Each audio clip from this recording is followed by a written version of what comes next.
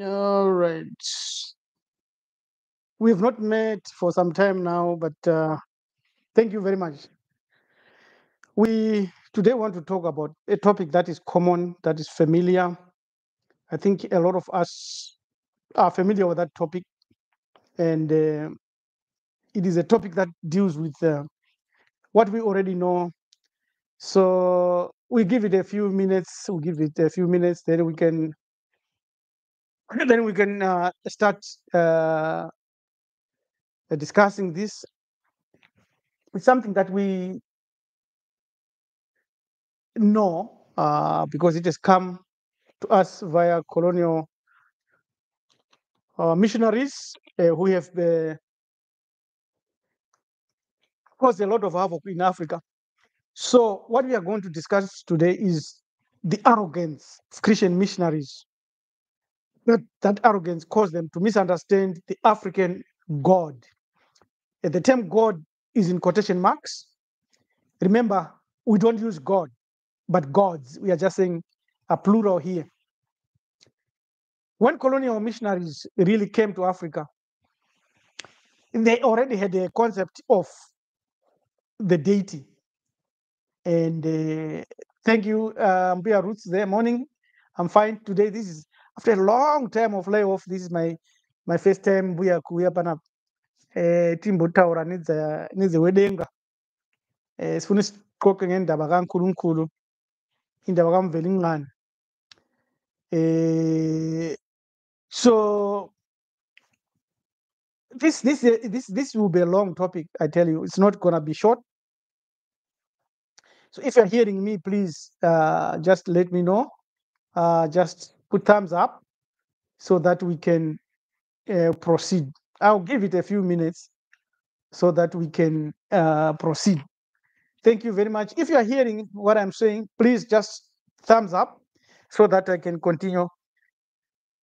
I want to talk about the arrogance of Christian missionaries and their servants today, who are your preachers, your pastors, your so called prophets. I want to talk about them.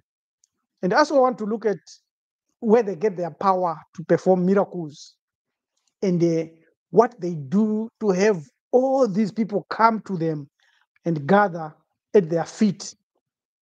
And then they go on to repeat with the flowery language what you can read in the Bible. So I want to do that, but I'm just waiting for a few seconds, a few minutes, if I may say, to be honest, so that we can have other people come and we can start afresh. But I want to make this maybe 2 hours if possible, or just less than 2 hours, but it's a very rich topic. Okay, thank you very much. Confirmed that I can be heard. So, arrogant Christian missionaries. So, when they came to Africa and they found our ancestors doing whatever they were doing, they did their researches. I don't want to beat about the bush. The Europeans really did their research. But unfortunately, despite their levels of education, they misunderstood the African God. It's not easy because when colonial Christianity, enslaving Islam, and Judaism were introduced to our ancestors, the missionaries, the imams, the rabbis, and their converts all misunderstood the African concept of the creator. The misunderstanding is very clear. It's still manifest today with pastors. The misunderstanding is solely on their conflating of their God and then say, oh, it's the same as the African God, Mwari, Nkulunkulu. It's not. The African concept of the creator is dynamic, totally different. It's way, way above Islam, way, way above Judaism, way, way above anything you can think of. And when they equated this being, their God, with our concepts, they were saying that Yahweh, Ndimari, Allah is our God. Jesus is our God. Failing to recognize that the distinct nature of the African concept means that we do not think like them, and we never conceptualize the real creator like what they were doing, but they have taught millions and millions. And today, women say, I love you, Jesus. Men say, I love you, Jesus, and so forth. And others pay a lot of money to go to Mecca to throw a stone at the Kaaba or at the stone there. They think that they're stoning the devil. Now, the assumption that the Christian missionaries who came with the colonizer and enslaver in the same wagon is that they thought that African traditional religions were polytheistic. We are not. Polytheism is one of them. Monotheism is an aspect of them. And non-theism is also there. So while we acknowledge deities and a single deity, a supreme being, our focus on deities and ancestors is not paganism. It was not paganism. Rather, it was a different way we related to the unknowable real creator. Now, here are some questions. Is it possible for one religion to truly understand another concept, another religion's concept of the deity? It is possible. Yes. But not always. Depends with your approach. Can the language and concept of one religion adequately describe the beliefs of another? No, it's impossible. But they can allude to principles that are similar. Is it fair to judge a religion based on the interpretation of outsiders rather than on the beliefs and practice of its followers? It's unfair, really. We criticize Islam, Judaism, and Christianity because we know it, because we have started it. A lot of us has come from it. So what can we do? What we need to do is we should never forget that there has never, were never prophets, preachers, imams, rabbis. We didn't even have God, Jesus, or Allah in pre-colonial Africa. But we were spiritual and religious. These prophets who have suddenly mushroomed today, hearing the voices of God, that is a modern phenomenon that occurred immediately after the arrival of the European missionary and the Pale Arab imam propelling Abrahamic religions. We thrived without Abrahamic religions.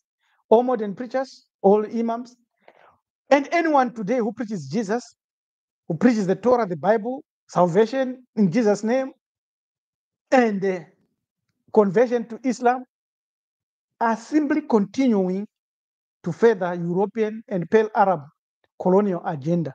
That is a fact that is being glossed over and glossed over and hidden. When you see a pastor, when you see a preacher, remember, you are looking at a representative of the European missionary, because before them, we didn't have these pastors. So what has happened is when you look at the mission, the missionaries were given as they came to Africa, you realize that according to the letter written by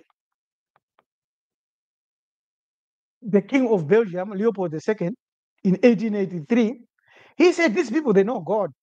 So you're wasting time teaching them about that. That's a mistake. But his target was that they must, in other words, the Christian missionaries, as well as the modern pastors, remove every African from our mystic system. It was one of the most feared systems. They knew they cannot fight it because As long as we are here and we are sustaining it, they knew this system would thrive and prevail. So he said, you have to detach from them and make them disrespect everything which give courage to them to confront us. I make reference to their mystic system and their war fetish, war practice protection system. Remove that and make it disappear. There's a song in Zimbabwe by some musician recently, Problems Disappear. It reminds me of this. So if you have got a machine or a tool or a weapon that is very effective, and then now you are told that you should not use it, then it will not be effective. It's not autopilot. It has to work with our energy, with our spiritual signature, this mystic system. It is activated by our totems, it's activated by our practices, and by everything else that is associated with our nature. So all these preachers who are preaching in Africa today, all these modern African preachers, are fulfilling King Leopold's agenda, which came to us via the arrogance of Christian missionaries who misunderstood our God. But they understood the mystic system, but they misunderstood our God in a theological sense. So these pastors like Alf Lukau, Bishop David Oyedepo, Prophet Shepherd Bushiri, Bishop Ayo Otise Jafo, Pastor Adeboye, Prophet Hubert Angels, this Oyakilome, Ray Macaulay, Matthew Ashmolo, Emmanuel Makandiwa, Talent Chiwenga, Gino Jennings, the Pope, all these people, all of them are teaching you and teaching melanin dominant human beings not to use their mystic system. And this was the mission of the missionary, as mandated by their kings when they came to Africa to soften us and to pull us away from our mystic system. Because they knew that once we are not using our mystic system, and once we rely on our mystic system, we were unconquerable. And they now teach, if you want to test your pastor, your preacher, your prophet, your imam, your rabbi, that he does not want you to go back to your mystic system, just tell them you want to worship your ancestors. Just say that. All these Bishop Shepherd Bushiri, Adeboye, Hubert Angels, everybody, they will tell you don't worship your ancestors. But they are worshiping European ancestors. They are worshiping European saints. They are worshiping the God of Abraham, Isaac, and Jacob. People that walked on the earth, presumably, and died. They are reading the Bible because they don't have the spirit. If they have got the spirit, they don't need to read the Bible because their religion will be spiritual. Therefore, their religion is not a book-based religion. Just like our African traditional belief system, the mystic system was not written down. The small little aspects here and there were written down. And it was not orthodox for us to stick to written a book. The orthodox for us was to find the spirit, to connect with the spirit, to be spiritual animism. This was clear. And then we would live a life that was thoroughly connected to the spirit. African spirituality is a spiritual religion or spiritual way of life. So the missionaries were very arrogant.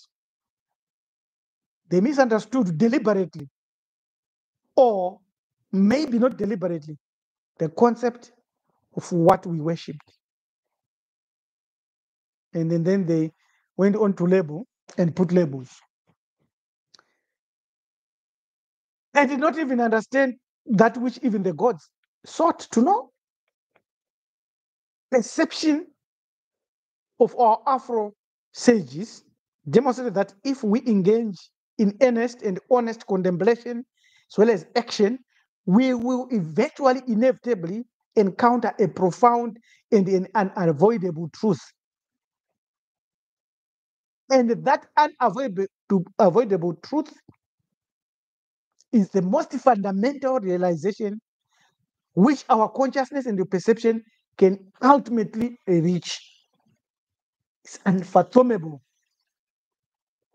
No matter how smart or dumb you want to go around with this matter, you should realize that the real creator, whom we assume to be the spring of all or maybe everything, is beyond the reach of our own brain and mind. That's why we need a mystic system, which is a tool that we use to probe that which is incomprehensible by our mind, that which is beyond the reach of our comprehension, that which is beyond the deep, that which is immeasurable, that which is fathomless, that which is bottomless, and way, way, way yonder any philosophical descriptor.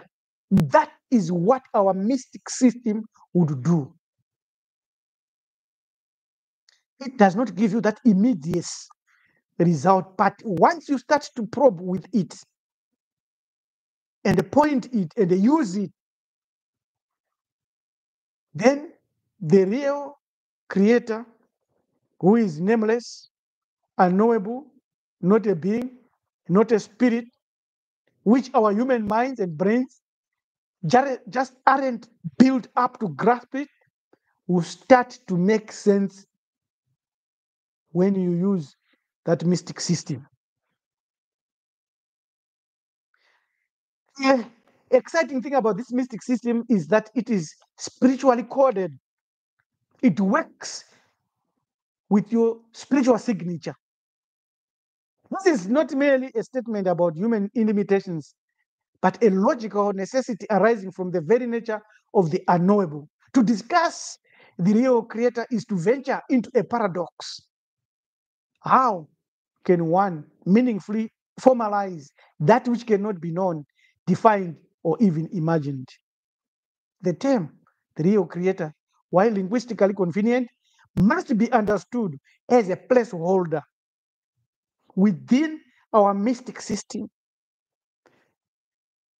Nothing more, nothing less.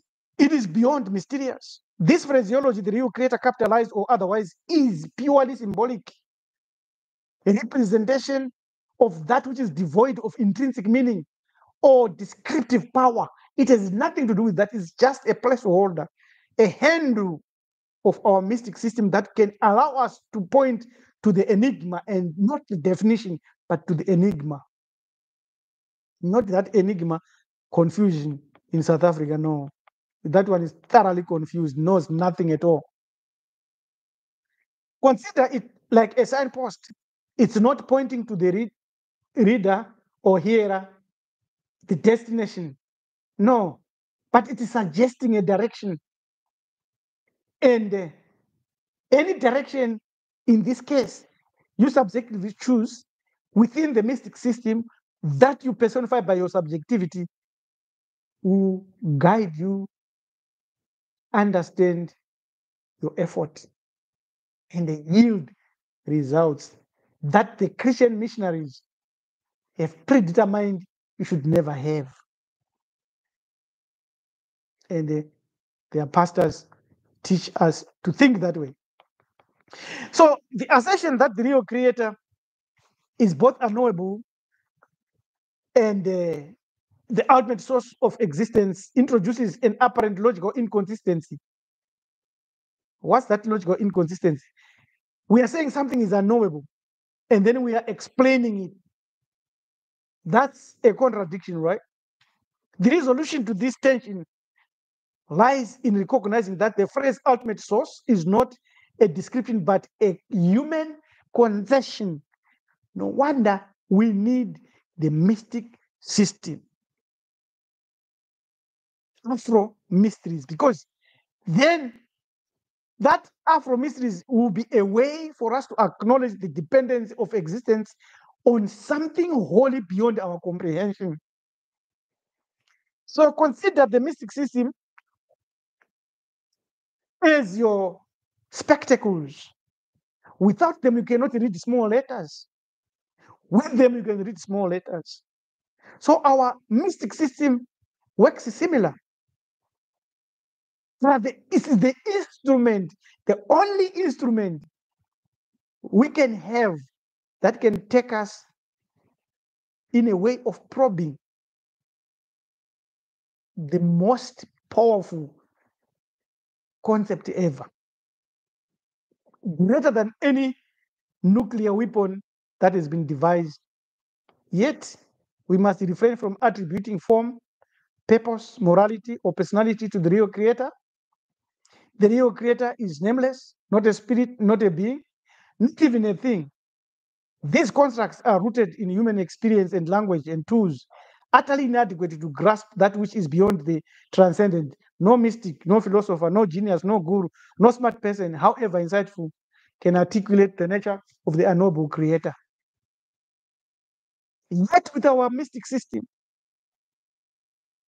we presume otherwise ability to project beyond those human limits so that we can tap to that which is outside infinity and which is not real. Any description you can have other than anything that includes our mystic system, at best is subjective attempt, at worst fabrication or typical lies. That's how the missionaries did.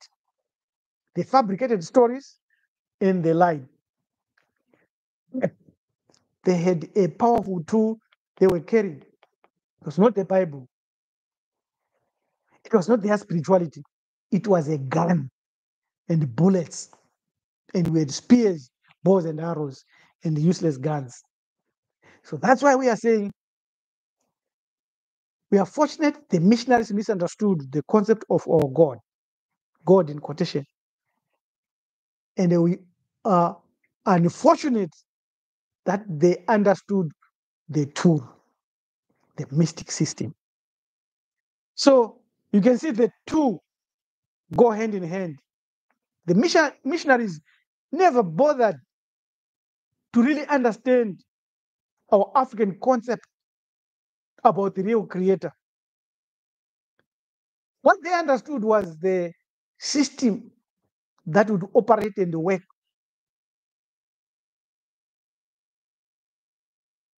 So you don't need to know how an electric train works. Pantograph takes 25,000 kilovolts, step down transformer, distributed traction motors, and the notching up and notching down, the brakes and all system. You don't need to know all that, the intricacies of all that. All you need are the levers.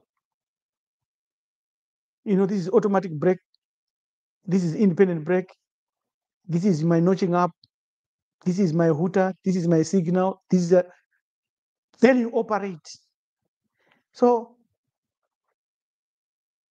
our mystic system is the one that we need. And understanding the concept of the unknowable real creator, the illusion of grasping even that which is beyond infinity, we're good. We need that. But we need the mystic system because it will take us as a probe to probe that which is beyond anything else. Theological rich traditions like Judaism, Christianity, and Islam offer detailed descriptions of God through names, doctrines, and attributes. These traditions describe a deity, a supernatural being with specific powers, roles, and characteristics. However, these descriptions are not of the real creator, but of a deity, a concept shaped by human imagination within a cultural context. And yet, for us, melanin-dominant human beings, we have a better concept than of a deity. We have primordial deities on top of that. The perceptual conception lies in the favor which these traditions present this theological concept as if God, Allah, Yahweh, and even Jesus is the unknowable creator. So when you speak to Christians, when you speak to Muslims, when you speak to Jews, they will think they know the real creator. But what they know is a human devised system of gods, of deities that can operate through the spirit realm within and amongst them. In reality, they are describing a divinity or gods or finite constructs within a defined pantheon or cosmos. The world often conflicts attributes of God with characteristics of the real creator. Characteristics such as omniscience, omnipotence, and omnipresence, collectively referred to as omni attributes, are foundational in the theology of what the Christian missionaries came to teach and what is being taught today by your pastors, your preachers, your imams, your prophets, those that have founded ministries all over Africa. They describe a deity. They worship and love a deity. They carry that deity on their chest as in the form of a cross. And their deity pinned in churches, in the homes. The real creator is beyond all human categories and comprehension. Only a mystic system, like our own mystic system, is capable of tapping into that. Because it works with a spiritual signature, you have to do it yourself. I can't do it for you. No pastor, no preacher can do it for you. Because it's subjective. It's yours. In short, God, Jesus, Allah, and Yahweh are deities, are gods, personal gods. You can draw their images. You can describe them. They have personal names. They've got attributes. Most of them had wives, consorts. The real creator is nameless. It's beyond all categorization. No one knows. He's not a spirit. He's not a being. So when you look at anthropomorphisms, deities are often given human traits and the personalities: anger, love, jealous. You've heard someone, yeah? Can die on the cross, can be born by a woman, can incarnate, can perform miracles, can perform wonders, can fly in the air, can walk on water, can cause people to fight, to be zealous. The real creator is beyond all anthropomorphic projections. Is remote. These deities, these gods have specialized powers. They control specific domains. They are natural. You can find them in nature. They are God of war, God of the seas, God of money. They've got all these titles. But the real creator is not confined to such limitations. None. These deities have boundaries and limitations. They may be bound by a particular realm or are susceptible to fate. So third dimension, fourth dimension, fifth dimension, we know that from the lower fourth dimension, that's where the demons, the evil ones, the reptilians, the Shtauris, the aliens, Lucifer, Satan, the devil, all these, we know that they operate from the lower fourth dimension, close to the third dimension. But the real creator is boundless and infinity and remote. Is beyond, it has not care. He has nothing to do with you and me. The real creator doesn't care, doesn't speak to you and me. Never, not in a million years. The gods, the primordial gods, that's our level. So any attempt to name or to define the real creator inherently fails and falls short of the truth. This raises an essential paradox. The infinity cannot be captured by the finite. What more, that which is beyond infinity cannot be captured by infinity or by finite. So the original primordial gods understood this truth. Then they taught this truth to the gods they created. And the gods taught this truth to our ancestors. And our ancestors preserved this truth in writing. And today we read this truth. Wait, it was not only in writing, as you shall see. This truth existed. Because it was not in writing, the missionaries couldn't copy it because it was spiritual. Ancient African texts and the oral traditions emphasized the unknowable and the nameless nature of the real creator. The missionaries missed that. First, they say Africa is no writing. And then they say they are pagans, they worship many gods. And they missed this concept, but grasped that these people have a mystic system which is powerful, which they must never use. Very, very interesting analysis here. We are giving one of the best analysis of what the arrogance of missionaries did to them, to us, and to the whole world. We are fortunate that they missed this pristine concept, but we are saddened that they taught us to and dissuaded us from using our mystic system. They never bothered investigating where did you get this mystic system? How does this mystic system work? And how can we neutralize it? They knew that if they tried to stand in front of it, we'll blast them into smithereens. So they said, don't use it.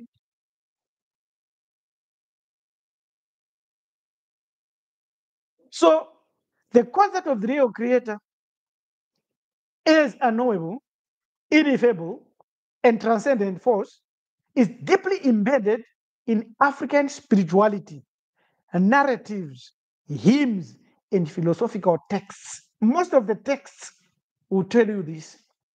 But what the text teaches was already taught orally. This is how I woke up. One of the ways I woke up. We grew up in a family that followed our spirituality, African spiritual traditions. My father was a liberal in terms of religion. He never forced us. My mother went to church, died as a Christian. And my second mother was very neutral about Christianity, never went there. So with my father gave us the choice. When I started to wake up and when I started to ask questions after my rabbinical journey and my Christian journey and Islamic journey and Mormonism and Seventh-day Adventism and all that stuff and many other religions, Buddhism here and there, I realized that our African tradition is similar to the Torah. What? How come it's similar to the Torah? And when I thought I'm comfortable now, I realized no, the Torah copied from somewhere. The book of coming forth by day, and I woke up because our spirituality preserves the kernels of the realities and the texts. When you read them, confirm. We shall do that today here. We'll do that as we prove the arrogance of European Christian missionaries, imams, rabbis, when they misunderstood the concept of our real creator.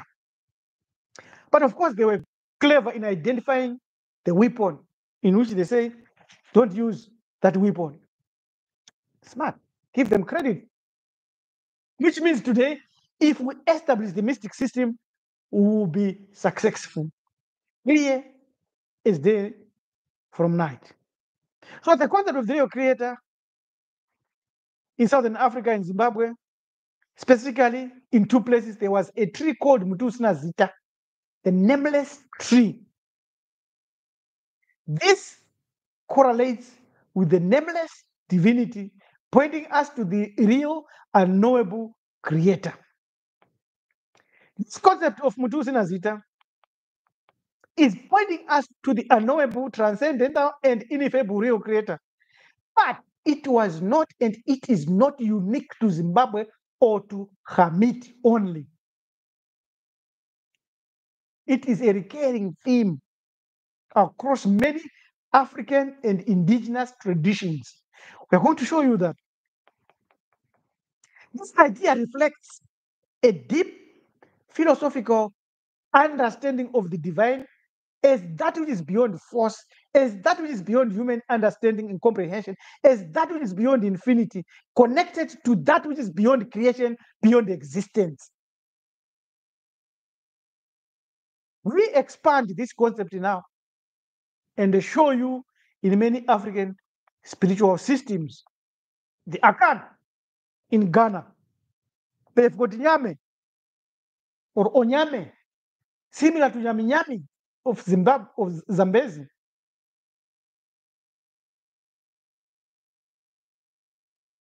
Before I go there, Ambuya Ruth says, but can we not say they have now figured it out because they use our system in secret by calling the name of...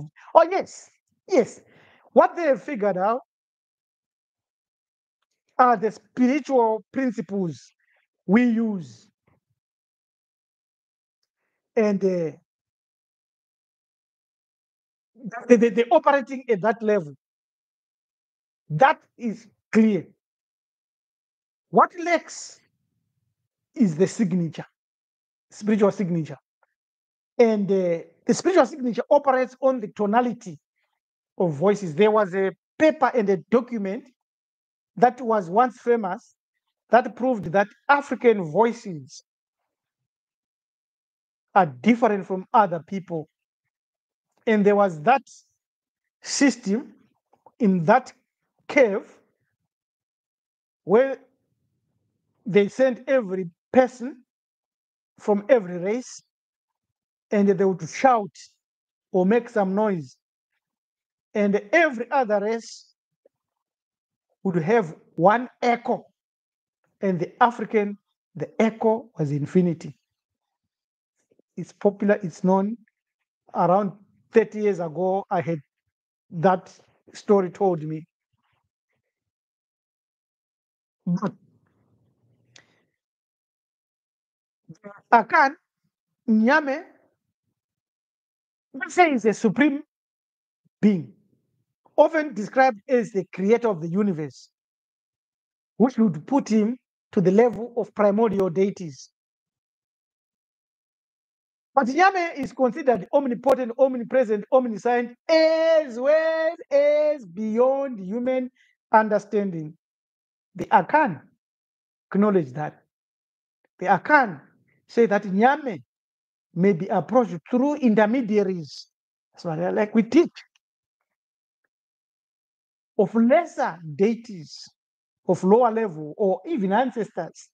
So you give to the ancestors the tasks, and the ancestors, you ask them politely that I don't want this to end with you. I know you can solve this, but can you take it to the next level? And I think I need to explain something here. When I speak of the deities, there are two classes. They are the primordial deities. Only African deities are primordial. And then we've got common deities. So primordial deities in our language, in Chikaranga, we call them makombre when they are plural, or gombre if it's one. They never became spirit, they never became beings. They were always in the waters of New Masai. So when they were building Great Zimbabwe, they put that chevron. Everywhere in Africa, they would have that chevron. The chevron is it's a signature that this place has a lot to do with the primordial deities, has a lot to do with the waters of Unyunyu. So that's a wave. Today in quantum science, they call them massless waves. So when we speak of the gods, the context will tell you whether we are speaking of primordial deities or gods. Mondoro. Mondoro were human beings that used to walk on the earth, kings, queens, chiefs, supreme people that were smart enough, did a lot. Greatest example is Imhotep, a human being married to family, and was a genius, performed wonders in any field, and when he died, was deified. The Catholics do that; they sanctify their own people and make them saints. So this is what you should understand when you speak of the gods. So I would just say gods or deities, but there are two classes. Primordial never became spirit, never became beings, remained principally massless waves, vibrations.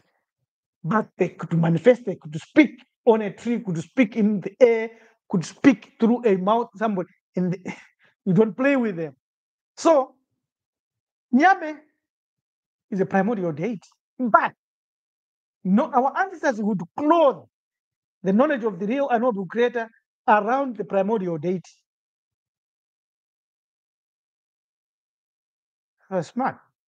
So the Akan proverb, Nyame biribi, wosorona ema, abiara niho. Nyame biribi, wosoro na ema, abiara nu. He who is in heaven, he does not allow anyone to see him. He who is in heaven, or in the heavens, sorry, does not allow anyone to see him. This aligns clearly with the nameless divinity, where the creator's true nature is beyond human perception, is nameless, is not a spirit, it's not a being.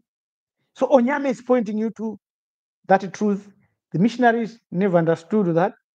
And it's fortunate, but it's unfortunate that they understood the mystics, the mystery. Yoruba, speaking of Oludumare, they say is supreme creator, the source of all existence. Oludumare is often described as transcendent and remote operating through intermediaries like the Orishas. The Yoruba emphasize that Oludumare's true nature is beyond human comprehension, and attempts to define or fully understand the creator is futile. This is captured in their saying, Oludumare ki I se esu ki iso eni ti ale toju ri. Oludumare is not a trickster, nor is he someone who can be seen with the eyes. So he's a trickster, not a trickster, cannot be seen, cannot be understood. Same concept. This mirrors the Hamitic and Zimbabwean concept of the creator whose essence is unknowable, Mutusina Zita. Dogon in Mali speak of Ama, whom they worship as supreme creator, who is believed to have created the universe through a series of vibrations and primordial sound. So that locks other people out who are not of these primordial origins, not organic, non-organic beings. So it's often emphasized that while Ama's creation can be observed, Ama itself remains beyond human comprehension. This is reflected in their creation narrative and myths, where Ama's actions are symbolic and mysterious, pointing to a divine reality that cannot be grasped by human mind.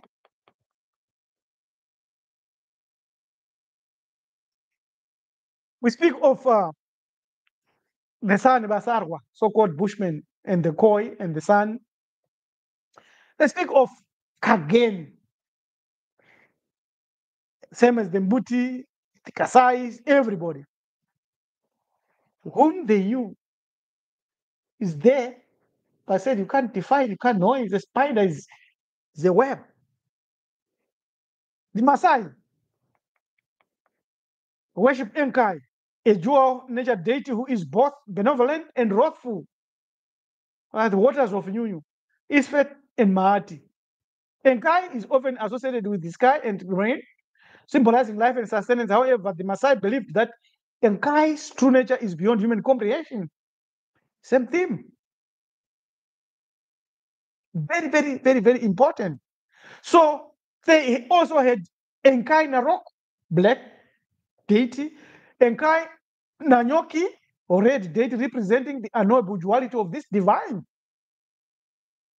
This tells us that these people had an idea, the understanding of a creator whose essence transcends human categories and understanding. When you come to Australia, the indigenous people tell you of the dream time, referring to the primordial era when ancestral beings or deities created the universe. These beings were powerful and creative, are often seen as manifestations of deeper, unknowable force that underpins existence, quantum force field, waters of union. This mirrors the African concept of a transcendent creator whose essence is ineffable, unknowable, not a spirit, not a being. When you go to North America, the Lakota, the native people had Wakan Tanka, often translated the great mystery of the great spirit, unknowable, but acknowledged as the ultimate source of life and everything, but still unknowable. You can go to any society, you find these truths. Let's finish off with the Ngunis, the Zulus, who worship Umvelima, the supreme being, who is often associated with the sky and the origins of life, and Umslanga, and water, and life emerging out of water, Umslanga, emerging from the sky. That's the duality. In their hymns, Amakulu, is Tabelelo, they often blend this indigenous spirituality and in its pristine status, prove that the real creator was a mystery. Akaziwa, uNkulunkulu. It's beyond. There are scholarly essays about these topics. You can do your own research about our principles. But what we are saying here, yet at the end of the day, amadlozi, ukutwasa, utongo lukaNkulunkulu is all lays the foundations for what we are saying today. So across Africa, across indigenous spirituality all over the earth, the missionaries did not understand that we knew the unknowable real creator, transcendent and beyond human comprehension. That's what we have Mtusina Zita, we have Atum or Amen, and we have Wakan Tanka, Uludumare, Onyame, Leza, Mlungu, all these terms that were later conflated to give us the wrong idea that we are worshiping the real creator by worshiping the God of Abraham, Isaac, and Jacob. So when you go to Hamid, when we have got many textual sources that prove the existence of this primordial deity, Makombre, not Mondoro, this Makombre like Atu, Ra, Amen, and Puta, also left the message teaching us that the real creator was beyond their understanding. Therefore, that's why they created the mystery system, which anyone who studies it and has integrity and the morality can then use it as his probe or her probe. So when you go to the hymns of Amunu, whose name Amen means the hidden one, is often described as the ultimate unknowable creator. The Hermeticians revered Amunu as the source of all existence, yet, just like their cousins, the other African nations acknowledge that this true nature could not be fully understood or described.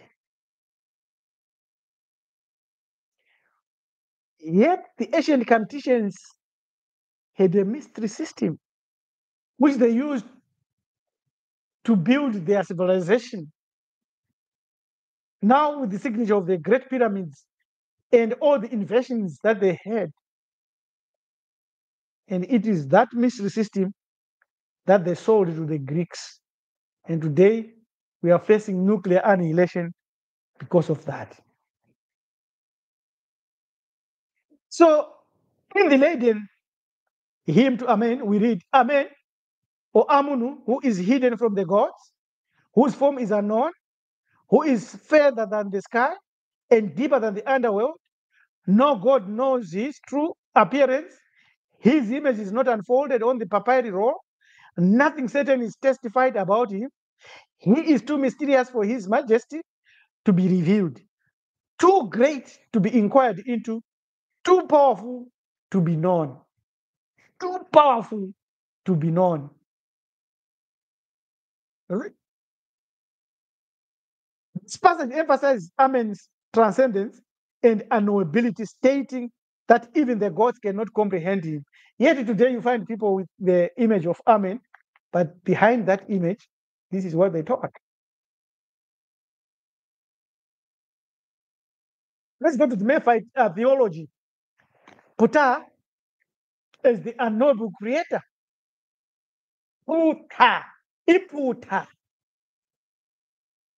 That's Nguni, Iputa. In the Mephite theology, Ptah is described as the ultimate creator who brought the world into existence through his heart. That's thought. And the tongue, that's vibration, that's frequency. Of course, the heart is giving its frequency anyway. However, Ptah's true nature is known to be beyond human understanding. I want to go to Ambuya roots. Nakaranga, Mandau, Namasamanyika. I'm a Msikaban. I come from Msikaban. It's not a colonial religious thinking. Why is Msikaban is specifically the creator of human beings? You go to Hamid, you have got Kamunu, so-called Kunum, and you see them creating a human being, putting the angle on the nose. So what they were identifying was the real deity or a God who created human beings. That's way before Christianity, before Islam, before the Torah, before Abraham, before the Bible. So our ancestors knew that there is someone who specifically created human beings. Then they had the term Musiki. Musiki is now the primordial deity. Musikabanu imondoro, right, would be a deity like Kunum. Mwari would be a deity. Menzi is Lord, would be a deity. So some of these terms now that we will come across, like Ishe, Iso, Isis, these are deities. So Musiki would be the primordial deity because it's creator. It's not the unknowable one. The unknowable one is unknown. That's the one they end up with. They go to Msiki, speak to Msiki, and say, send it ahead. They never ended their prayers by Msiki. All right? So my book, Free from God, clears all that, deals with that. Everything, they deal with that. And when you go to the text in Hamid, you find the real creator of human beings, Kamunu. That's his name, or Kamuno. And the Egyptologists just conflate and say Knum, Knum, Knum. It's Kamunu.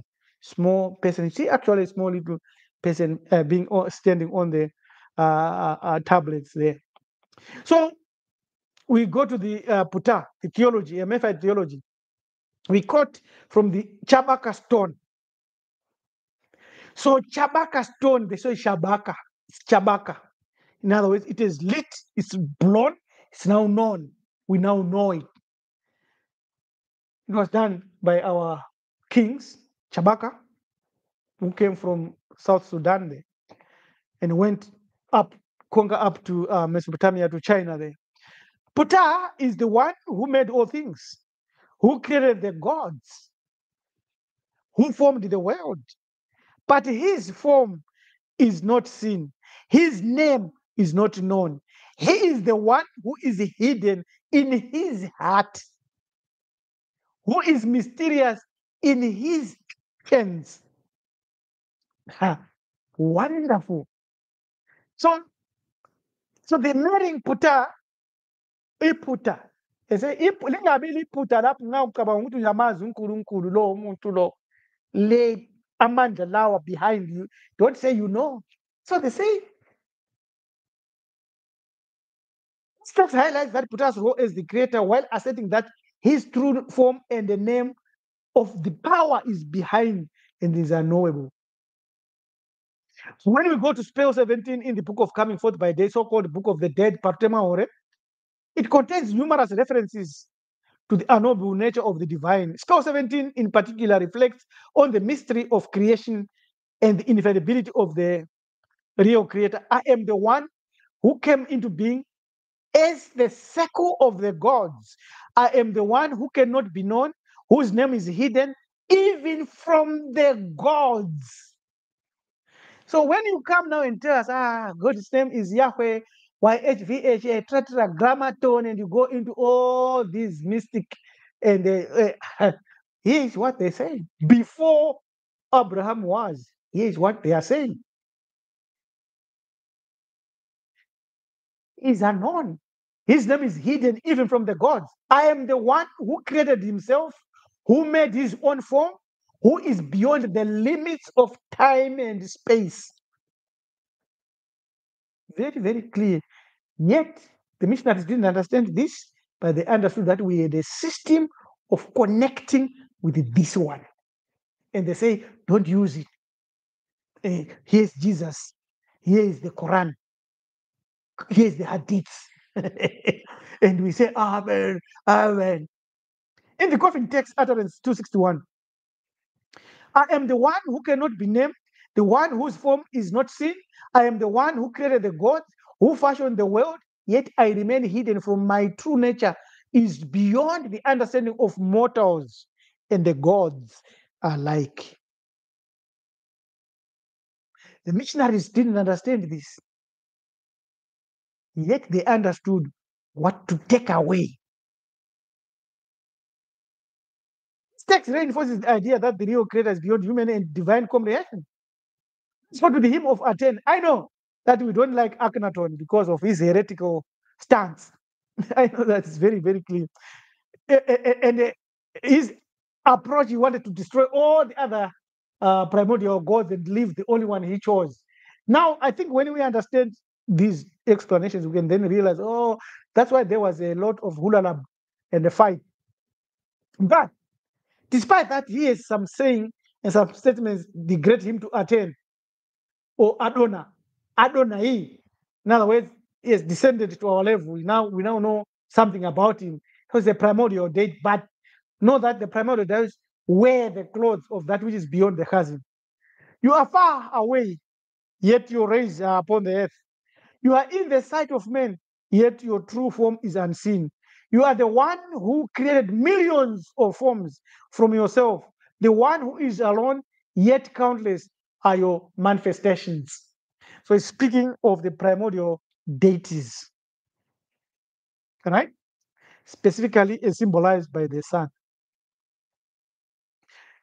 The teachings of Meriakare, another philosopher, we quote from his teachings here. The creator is the one who made the sky and the earth for the gods, who created the breath of life for mankind. Yet his form is not seen, his name is not known. He is the one who is hidden, who cannot be grasped by the mind. Teachings of Meriakari. Now, he said something that I have been also saying because he is my teacher. I love Meriakari. I read his stuff. And he said, the unknowable one is the source of the gods. And the breath of life that is in you and me, the divine spark, is also unknowable, undivinable. It also points you to your source.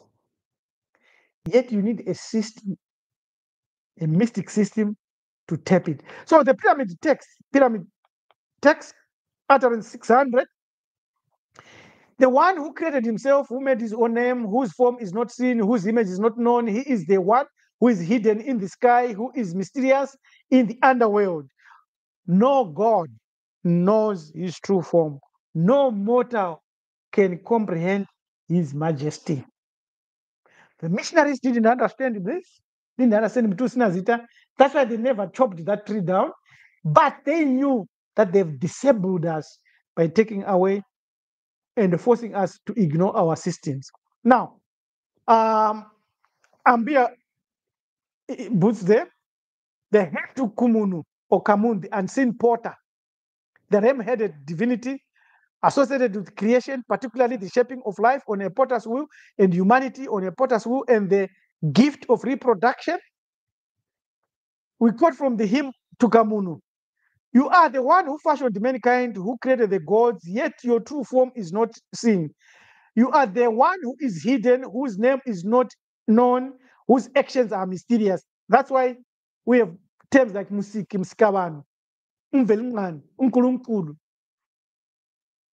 ukamata, mtanga kugara. These are the terms that are used, but they have that mystery around them, pointing us to the unknowable one. So, the Hemopolitan creation myth, we did. Before the gods came into being, there was the one who is hidden, whose name is not spoken, whose form is not seen. So Christianity, Judaism, and the Torah would come and now take these principles and deposit them on YHVH Yahweh and say Hashem, the name. But you've already named it, didn't it?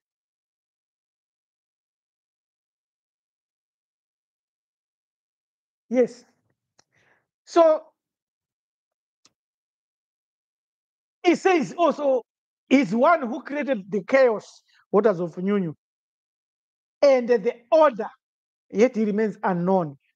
So we don't emphasize these aspects of the real unknowable creator in our book, The Creator or God. We left an unrefined section and a theme that we didn't really refine. But in our book, Free from God, we refined it thoroughly. So our book, The Creator or God, is about 120 pages. But the Free from God is about 800 pages. So you can see that we refined our themes. But we do not teach that the real creator creates. No. Because of the principles that we have adopted. I think I make that clear because there is a mystery around that.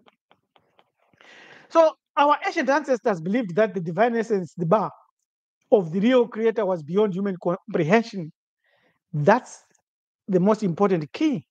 That's why they were able now to transfer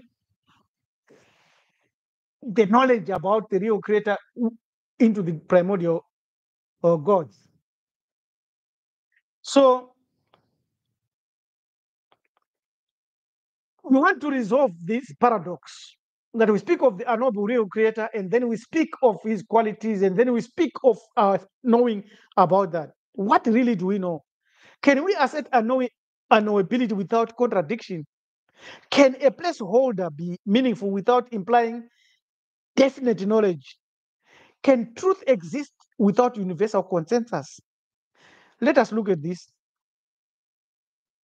as we try to resolve the paradox here. There are thinkers like Moses Maimonides, Nachmanides, and many, many others that came up with the negative epistemology. In other words, they say we can always say the real creator is unknowable. And then they say in itself, that's a form of knowledge. It contradicts the assertion of total unknowability.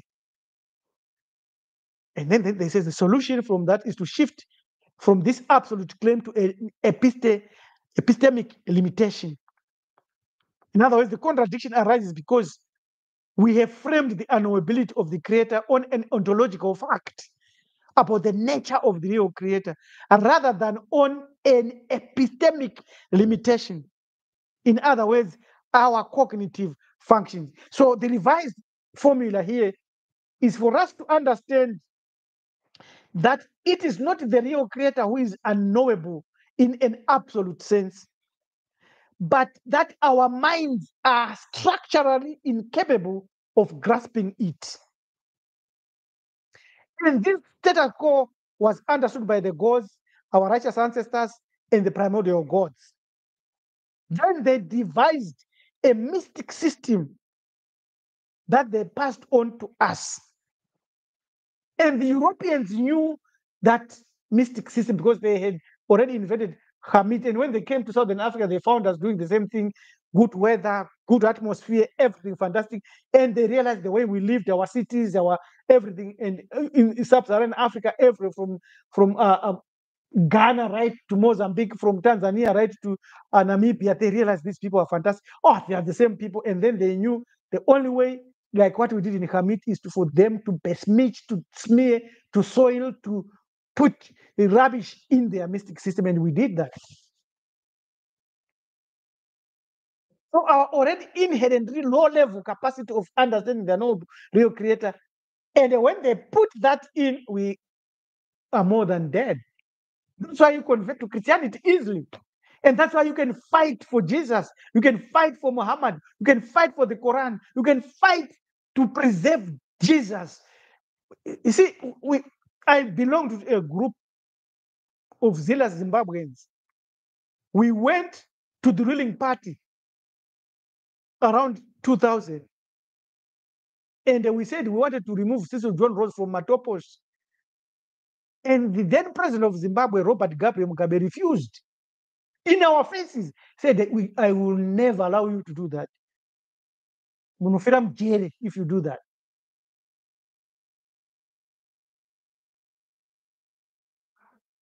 Because the paradox is the one that is locking a lot of our brains into these frequencies. So when you realize that it is not the real Creator who is unknowable in an absolute sense, but rather that our minds are structurally incapable of grasping it, you then know that this paradox can be resolved by us adopting a mystic system. So rather, we should say we know that the real Creator is unknowable, and we recognize that our cognitive structure limits us from comprehending the real Creator. And therefore, we adopt a system that we were given, but we don't worship that system, but we use that system. Just like your car, just like your knife, you don't worship your knife, but you use it to cut your food, to cut your meat. The missionaries never understood these concepts that I'm uttering here. But the missionaries understood only one thing, that these people have got a system. Lock that system and we take over. And they did that. If the real Creator is, the term is a pure placeholder with no meaning, why use it at all? If it is necessary, does that not imply some knowledge? We have already said the real Creator is nameless. So this is term, real Creator, is just a functional necessity, not a descriptive term. Once you understand that, the paradox vanishes. In mathematics, 0 is a placeholder representing nothing. It does not describe any factual and actual entity, but fictions and functions which are necessary for calculations. Of course, there's that other Howard who is coming up with other themes. In set theory, the empty set with a 0 and a slash is necessary as an abstraction despite containing nothing. Therefore, the real Creator functions as an empty set It refers to that which we cannot describe, but it does not attempt to define it.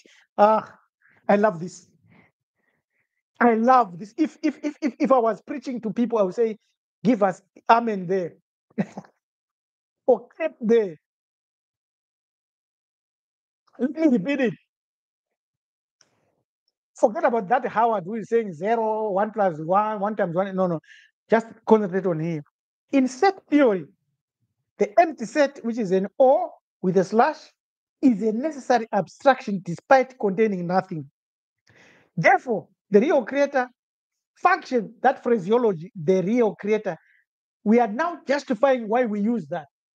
This whole life is for our brothers and sisters that have followed us for a long time to now come to a philosophical position where they are very stable. And when they enroll to do Bantu mysteries, they are already grounded in the truth. This is how our ancestors taught. So, therefore, the real creator, the phraseology, functions as an empty set. It refers to that which we cannot describe, but does not attempt to define it. Now, let's go to the refined position. The term real creator is used only as a structural necessity for discussion, not as an assertion of an entity. I hope you're getting this. By treating it as a linguistic tool, the placeholder remains meaningful without implying knowledge of that which it points to. Now, let us go to the total consensus argument. The total consensus argument was proposed in one of my videos where we said, if you know the real creator and you can describe him or her or it, when you put out that information, anyone who hears it or reads it will understand it immediately. There won't be any argument or dissension. It doesn't matter whether that is a young person, that is oldest man, that is a dumb person, that is a genius. It will be like a genius who enjoys music composed by one who never went to school. So this is the principle that we are using here. So if something is truly self-evident, even a dumb person and a genius should agree on it. However, human cognition varies. So total consensus is an unrealistic standard.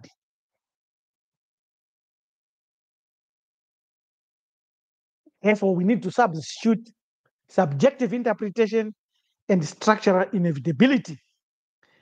So the mistake in terms of logic and philosophy that we have been making all along since we started to posit the unknowable real creator was not to define these and look at the structural arguments in terms of logic and allow them to stand. Now we have given them their feet. So we no longer assume that the truth must be universally recognized to be valid, because that's false.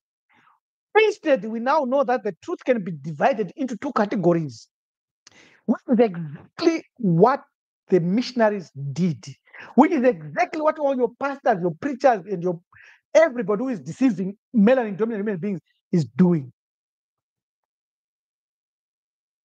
Right? So, subjective experience and the truth. So, and the structural inevitability. So, these are the two concepts. So, when they are preaching Jesus to you and the salvation to you, they are using subjective experiential truth. Now, I want to say something here. These pastors, these imams, these rabbis, and all else, they are possessed by a spirit, a religious spirit, an entity, a deity that gives them these powers. Of course, like me, I know that that his powers is limited. That power is limited. And they speak eloquently. They preach. They are so psychological, and the people pull out thousands of dollars and give them. They've got a spirit, and what they do is they override your subjective analysis and capacity. by giving you a false objective. So they come to you and say, Jesus died for your sins. And they went into all the explanations. And then they introduced sentimental music, songs, dance, hymns, and music that has a frequency and a vibration that rattles your emotions. And you feel sorry for yourself. And your logic and reasoning capacity is now overridden by them. And then you start to believe what you are hearing and what is manifesting in your life as an experience or truth or truism. And so these concepts that they give you now will lead you to a moralistic position, and you no longer have a subjective clarity. And once you are in that status of subjective demise, I can tell you that your old self is dead. Behold, the new has come. And they come with, you must be born again. Then you must receive another spirit. And you are a new creature. You're a new creation. And then once they're finished with you there, that they then come with their God, a deity. And then they put that deity inside you. And Jesus in Revelation says, behold, I stand at the door and they knock, open and I'll come, me and my Father, they will sit down. Him and Yahweh come in and sit down in your heart. So your structural inevitability that you have had with your own car has fundamentally been destroyed. You have opened your portals for them. They come in and dwell. You are now called a Christian. You are now called a Muslim. You are now called a Hindu. You are now called something else. Whereas you were born as an African, you no longer have your totems. Your claim of being a human being is now defined by that deity. Now, for you and me, we need to understand that the unknowability of the real creator does not require total consensus. It follows from the structural limits of cognition, much like the limits of dimensional perception. So once we understand that, we then realize that we have our own original tool that the gods devised, designed, gave to the primordial, got from the primordial gods to our ancestors. So we need the solution that differentiates between direct knowledge and indirect recognition. That alone removes the paradox that assumes that any knowledge and any unknowability is self-refuting. Then we need direct knowledge and indirect recognition, knowing what something is not and also knowing what something is. And that clarity comes only if we safeguard our belief system. We do not have direct knowledge of the 10-dimensional universe, but we can indirectly recognize that our cognition is limited to 3 plus the 4th dimension. Once you know that in the 5th dimension, there are these entities that wants to ride your soul, your divine spark. Once you know that, it means you are now connected to yourself. And then the kingdom of heaven, which is within you, starts to want sovereignty and operate. You have not given the kingdom to somebody. You have not prayed that thy kingdom come, thy will be done in your life. No. It's my will be done. That's what our ancestors taught. Likewise, we do not directly know the real creator, but we can recognize the unknowability as a structural feature of cognition, not as a statement about the creator itself. It's ours. And this is fantastic, I tell you.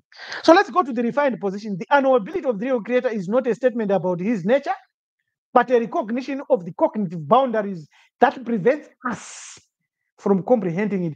This escapes self-contradictions because it does not make a direct ontological claim, only an epistemic one. So what I said initially here is that the missionaries understood our system, but did not understand our ontological premise or claim. So when they understood our system, they attacked us epistemological, and they did that with the help of these gods that are on the Isfet aspect. So now, let's go to a clarified resolution of this matter. John Watiru here. Thank you very much, my brother. Thank you. How are you doing? How are you doing? Thank you very much. We can now reconstruct a fully coherent version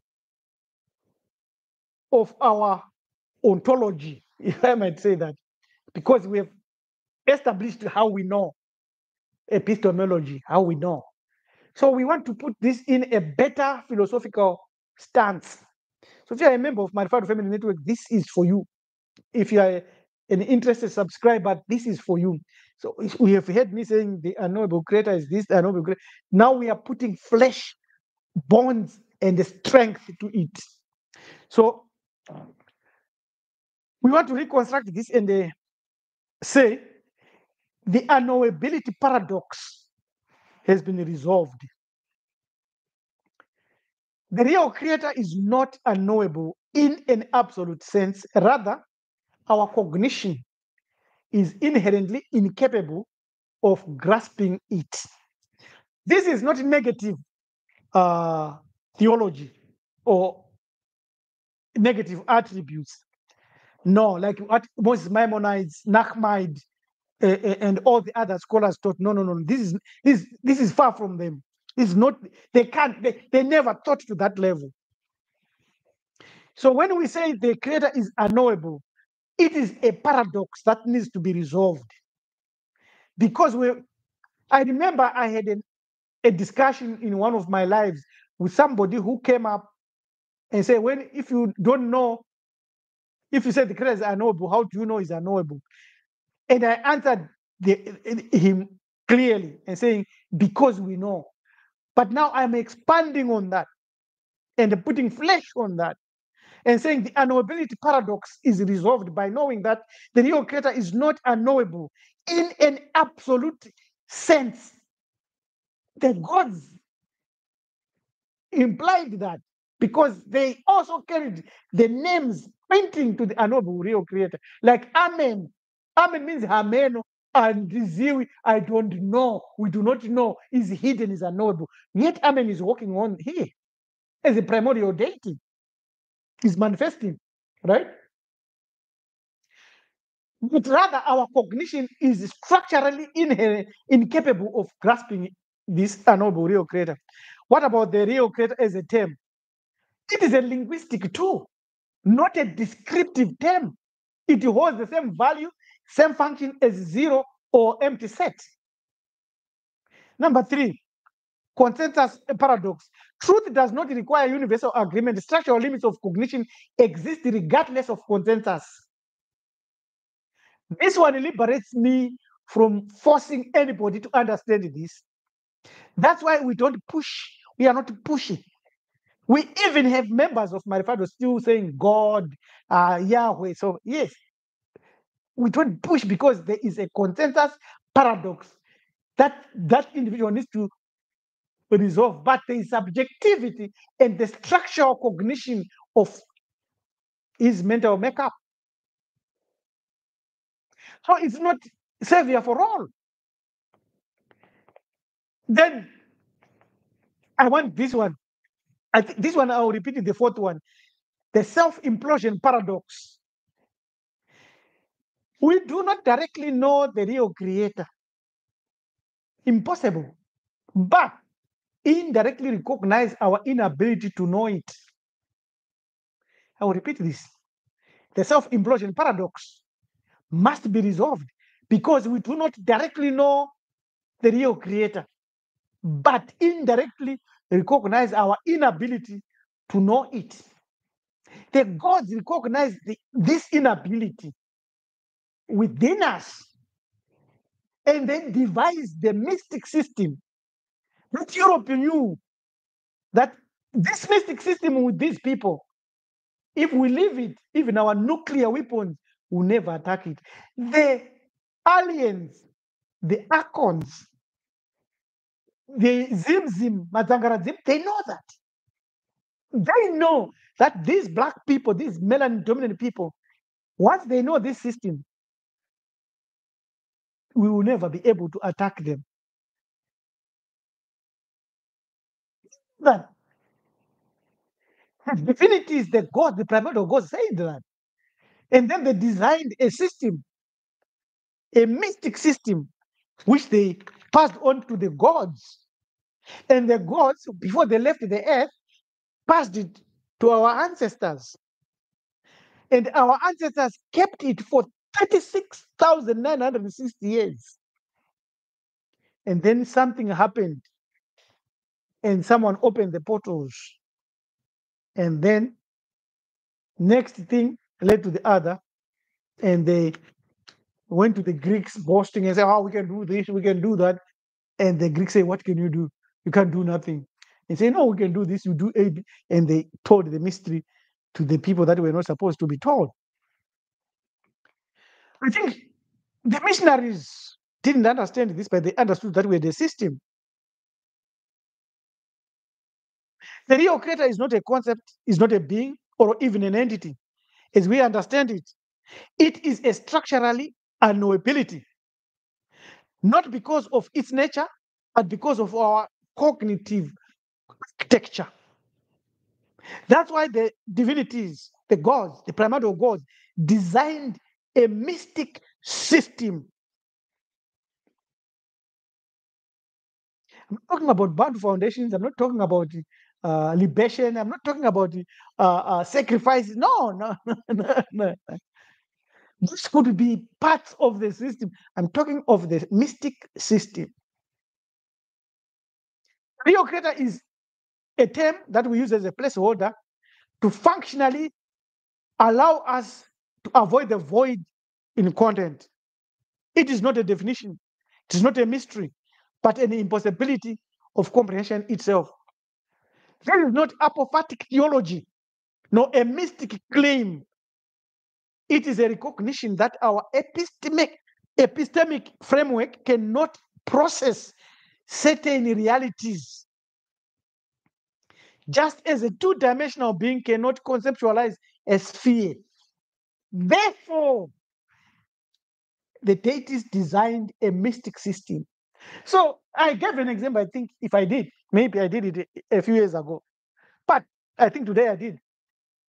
If you cannot read small letters, you need a system that enables you to read small letters. Those are the glasses. Then you can read small letters. So our system, our mystic system, which King Leopold said, teach these people never to use it, which are your pastors, your imams, your rabbis are teaching people today, and they're giving them Jesus, giving them the Quran, giving them the Torah, telling them to worship Jesus, to love Jesus, to bow down to Jesus, is to take you away from your mystic system. Once we go back to our mystic system, we become invincible. Nobody will steal your soul when you die. Nobody will capture your divine spark. The lost energy that these entities want. For instance, if you go to this mystic system and there are pretender ancestors hovering around you and they're saying, "Oh, buy this cloth for me, kill this goat for me," those are not your ancestors, they're pretend ancestors. Your real ancestors will never demand things like that. They'll enable you understand them. So when you have this mystic system, you will never be cheated. Never. Never. I can guarantee you never. You can use this mystic system to go out of body. You can use this mystic system to guard you everywhere. So the gods, the primordial gods, knew that. They knew that we are conceptually a lower dimensional entity, and we cannot conceptualize some of these things. Therefore, they devised a system, a mystic system, and they gave it to our God. The God passed it on to our ancestors. The greatest revelation is not that we will never know, but that knowing is structurally impossible in the first place. Why? Because we are structurally created and we structurally are incapable. So the paradox is solved, totally solved. If I am to die today, I've emptied everything that I know. I've given out something that is worthy to be pondered on. So let's revise a little bit and go back now. And then we want to give 10 more quotes from the primordial gods, from ancient African texts that resonate with the themes that we have just uttered about the ineffable, the hidden creator, who is not a deity. In our conclusion, we are going to share some insights into how such a system can be put in operation. I've got a system that I've laid out that I will propose to you to experiment on, to use it as an experiment.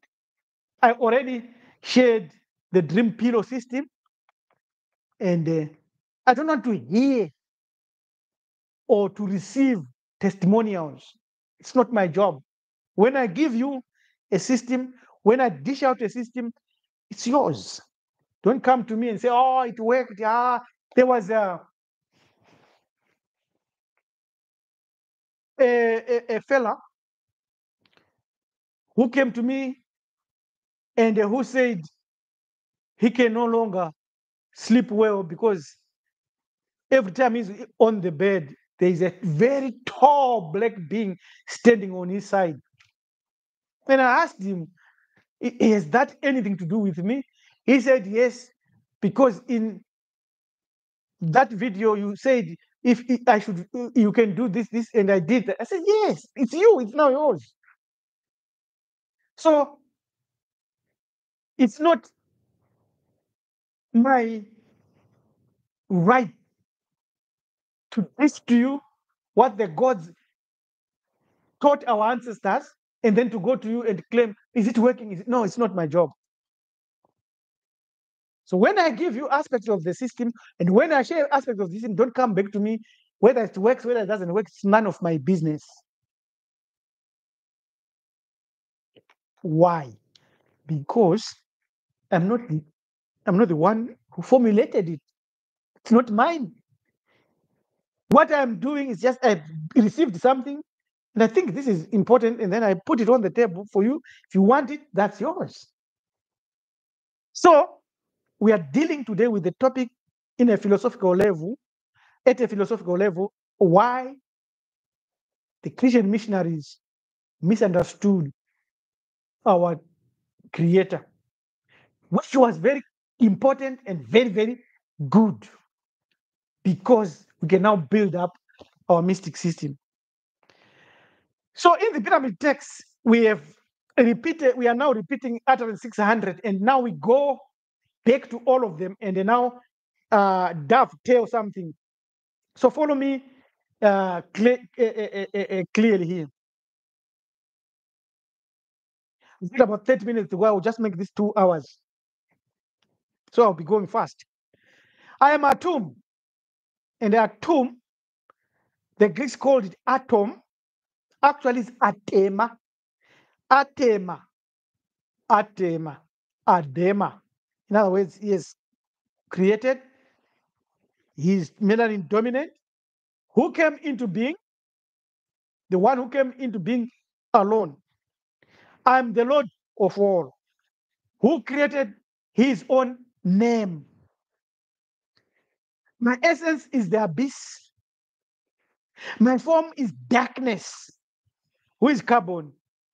None can grasp my likeness, for I am the unseen. Huh? So this comes from the funeral texts of the Old Kingdom in ancient Kemet, around 2500 BCE. Atum is the self-created primordial deity, existing before light and the form. Hmm. It's very interesting. Having text spell 76, we didn't read this one. I am he who made himself into millions, who expanded in all directions. I am the flame that burns in the secret shrine, the voice that speaks in the silence. Mm. This is from the Middle Kingdom. A funeral spells, the greatest multiplicity and the hidden presence in sacred spaces. So when you create your altar, when you create your mental and spiritual altar, when you create your psychic centers, there it is. I won't say more, lest people will come to me and say, "Ah, this is happening to me now." The hymn Amunu. Amunu or Ameno, whose true name is whispered only in the heart. You are hidden from the gods. Your body is the sky, yet you are nearer than breath. You are the mystery no tongue can declare. Now, this dovetails with all the structural inability of our cognitive ability, as well as our structural understanding, as well as our epistemological level and ontological objectivities. Very, very important, very, very clear. Now, we've got the book of coming forth by day. I am the one who fashioned himself, who molded the light, who molded the 8 primordial gods from chaos. Chaos is waters of new or quantum force field, massless waves. My face is veiled, for I am the light that no eye perceives. Here we can see the referencing through a mystical saying of the real unknowable creator self capacity and invisibility.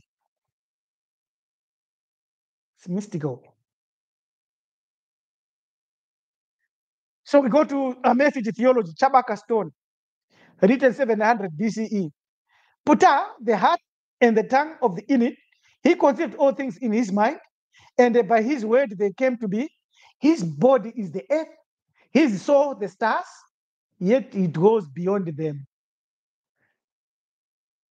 The referencing the unknowable real creator, the gods manifesting that. That's transcendency. Now we go to the Hermetic corpus Asclepius 3. They copied from us. This is our stuff. The one without color, without form, who exists beyond the heavens, to know him is to dissolve into silence. So you can't know him and still, you can't say, I know the real creator still remain alive, right? That's what he's saying. For he is the unmoved mind that moves all things beyond, right? The aim to attain or attain, living and great. You rise in beauty, yet your deepest form is hidden. You are afar, yet your rays touch the earth. All creatures live by you, but none know your essence. You might think he's talking about the sun. No, it's beyond that. It's the orb of the sun, as they say, some say. Armed what? The 60th hour. The sun in the midnight hour, his body is the cup of Ausari. He saw the hidden flame. Those who behold him in darkness awaken to the light unending. Now, this one is connecting us through our righteous ancestors, the gods, the primordial gods, beyond time, beyond space. Need I say more? No. Otherwise, people will come back to me having visitations. Coffin text spell 11:30. I'm the alone one who has no second. Before the sky was born, before the earth trembled, I was. I am the seed that became the harvest of the gods. So the mystical system we talk about that we receive from the primordial gods, primordial solitude and generative power is inside that system. But listen, it has to be generated because you have to self-generate it. Just like the gods self-generated themselves, this mystical system will enable you to generate it. Need I say more? No. The God, this is from the Demotic Wisdom text, 4th century BCE. The divine is imperceptible, animating force, right? The God is a breath that steers the water. So in one of the rituals there that I share, I've got that wooden bowl and a clean pebble and the water, and the ceremony is for you to drop that stone with your left hand, and then the waves, the waters of Nyunyu, and all that stuff. So that is what it is saying. The God is a breath that steers the water, a shadow in the moon's glow. Seek him in the space between thoughts, for he is the silence behind all words. That's incarnation. That's Kupira. That's the operational system here.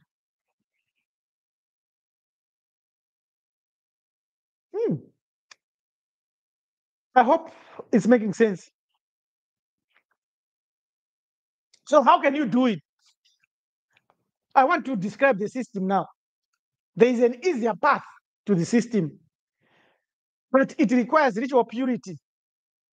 So, initiates or priests must purify themselves through fasting, through washing and abstinences, and then they approach those sacred spaces where the divine presence has been locked or identified, or where you have decided that this is my altar. Then the meditative stance and silence. So in the book of Coming Forth by Way and Hermetic text, emphasis is made of you quieting the mind so that you can perceive the divine voice beyond words. This is not meditation, the yoga one that you are taught. No, this is ours, the original one.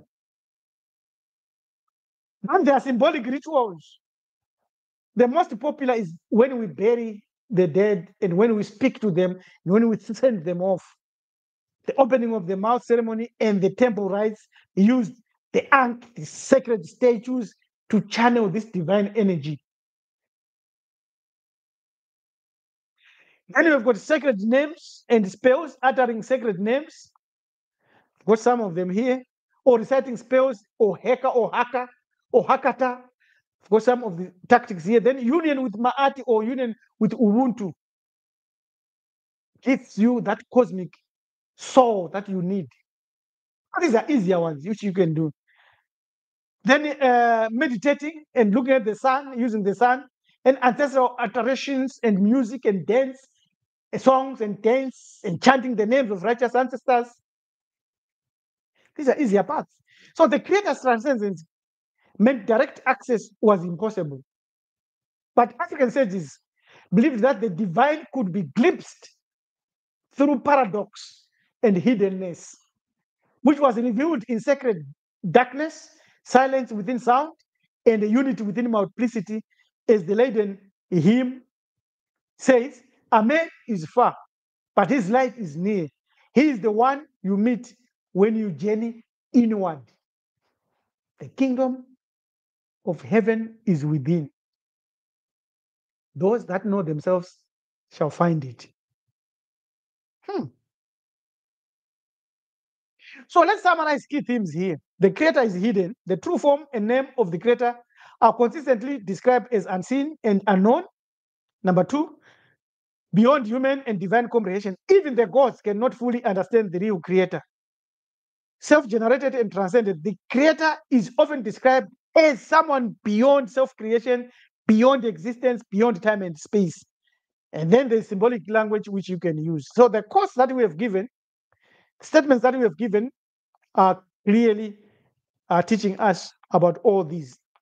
Before we finish, I need to say something about the waters of Nyunyu, which is the quantum force field now. In the pyramid texts, written 2350 to 2100 BCE, Nyunyu is the primeval waters, the source of all things. He is the great one in the beginning, from whom all the gods came into being. I won't say more. I've said a lot in our WhatsApp group about this. I don't want to say it here. The coffin text, Nyunyu is the first of the gods. He is the endless ocean, the boundless waters, who existed beyond creation, in whose depths no God existed. The sun god Ra rose out of Nyunyu. Here, Nyunyu is depicted as the eternal and manifested source, transcending all specific divine realms. So when you come to Atum, self-generated one, Atum came into being from Nyunyu and created the gods. Atum created himself by the act of will. And then you remember, when we are saying this, you also exist and you spend a lot of months, 9 months, 10 months in your mother's womb in the waters. Something should ring the bell there. So we can go on. I've got a lot of them here. I've got 15 minutes to kill here. The book of Coming Forth by Day, Amduat also says that. And we've got this one now, the hymn to the sun, 1500 BCE. You are the one who lives in the silence of the waters, the unseen force that moves the heavens. Your name is unknown, and your face is unseen. Only through your manifestations are we able to speak of you. This hymn reflects the mystery of the divine, the nameless force, the nameless one, who is present in all things, but beyond our understanding. Mm. Mm. The nameless one, who is not nameless, who is nameless. Yeah. The missionaries didn't understand all this. We are grateful, we are excited. Now, Plutarch said the Commentarians taught that the one which is the beginning of all is beyond all names. It is ineffable and is the ultimate source of being beyond comprehension, even by the gods. So, even if the missionaries didn't understand this, what they understood is what has killed us. They understood that once they remove us from our system, we are dead and buried, we are defeated, and we are gone. It's like a man who forgets the nuclear codes, and we make sure he never remembers them. And he has nuclear warheads around his home. We can go into his home and beat him up, fuck him, and he will do nothing. He has no nuclear codes. He has all nuclear weapons. But we have made him disbelieve his codes. This is what I'm describing a moon to a Bantu, an African, a melanin dominant African. No matter how wealthy you are, you can be Aliko Dangote. You can be the richest black person like Oprah Winfrey or whatever. You have no nuclear codes. You are nothing.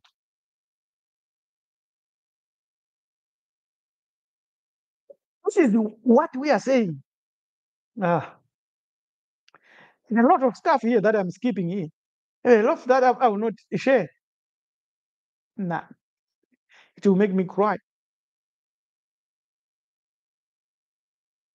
So our ancient ancestors had a complex mythology and cosmology consistently described which described the real creator as a force that transcends human understanding, often invoking symbols such as the Nyunyu, primordial waters, Atum, the self-created one, to present the unknowable real creator, the source of everything. The nameless and the primordial are not the same. Beyond all categories, the unknowable creator cannot be conflated with deities and conceived in religious style or teachings. It is not a God defined by myths, scripture, or ritual. It is not a being that acts, wills, or exists in ways analogous to anything within human experience. Rather, it is a reality so radically different, other than our language can never be able to conceptualize that. Our language collapses, our mathematics collapses, our physics collapses once we pass the waters of Nyunyu. The moment quantum physics and their calculations, they are in the waters of Nyunyu. They are vibrations. Will they be able to go to the Hazi? Nah. Their atomic accelerators, they stopped because they realized something is wrong.